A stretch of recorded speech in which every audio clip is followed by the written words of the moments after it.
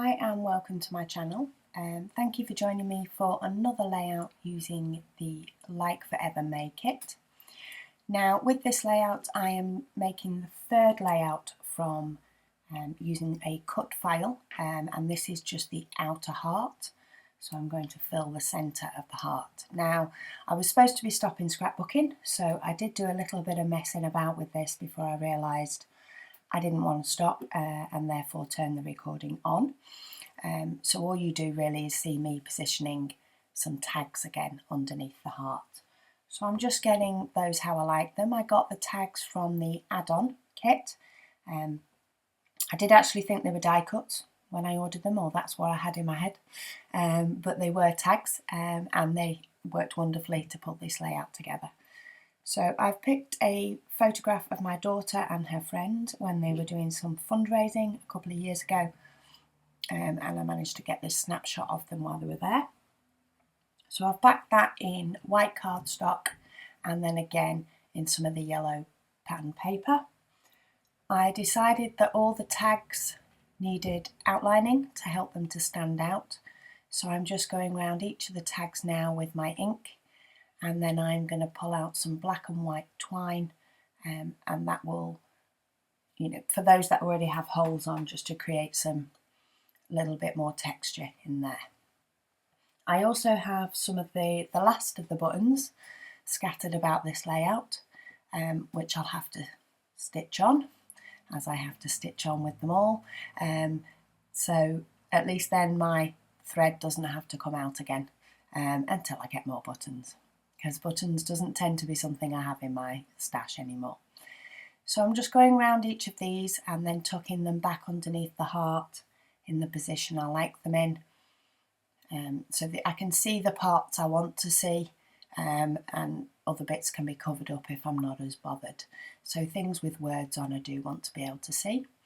And then I'm popping a little bit of glossy accents down on the buttons, just so that they stay in place but keeping away from the holes, because I will end up stitching through those. So I'm just going to turn my layout over and chop off my excess now, which will no doubt go back into the stash for when I create another layout with this kit. And I did have a look at what the layout will be like without the heart, and while it looks nice, I do think the heart frames it quite well. So a bit more coffee to keep me going, ink around the edges of that heart, and then I will get that stuck down onto the layout. So this is the main part of my layout that you can see now. The main design is all these tags, etc. underneath. I have seen this sort of thing done before with wood veneer, and maybe I should do that as well, because I have a lot of wood veneer and I don't get it out anywhere near enough.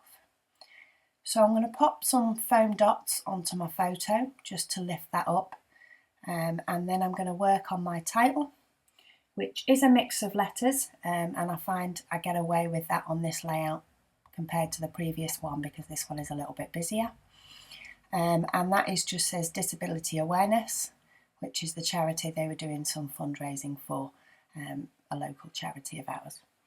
So the hearts, the buttons, sorry, not hearts, the buttons are stuck down, so I'm just going to stitch those on with some white embroidery floss that I happen to have in, and bob that away. So there we go, that is the main part of my layout, but of course I don't feel as though I've scrapbooked if I just do that and leave it at that. So I have to mess about with a lot of other things until I find a home for some other bits and feel as though I've worked for my layout. So I used a die cut from Elle's Studio, the Good Times Together, and that's been popped up on the left. And then I do use the die cut Treasured Photographs. I just brought, because I brought in that colour of grey, I did feel as though it needed it in a few other places. So I brought in the tag from the Elle Studio and then tied a bow in that and popped that above the picture.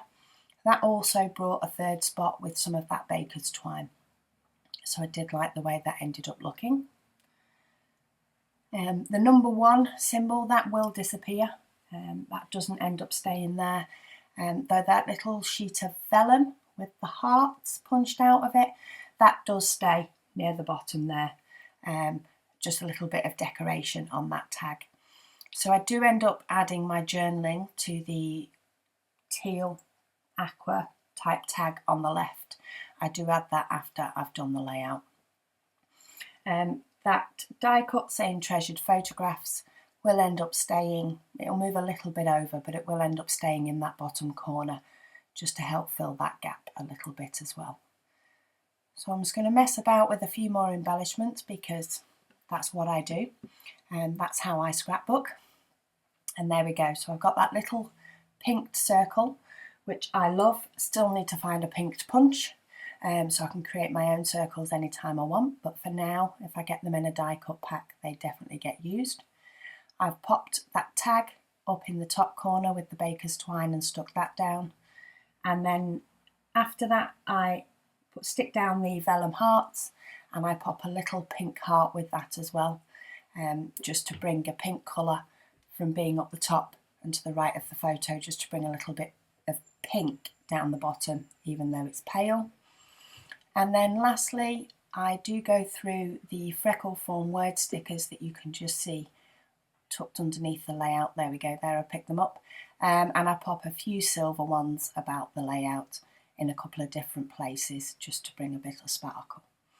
And that will be my layout pretty much complete. There are some close-ups coming up, and again I'd like to thank you for watching and thank all my subscribers and for all your lovely comments that I have been receiving in regards to my layouts.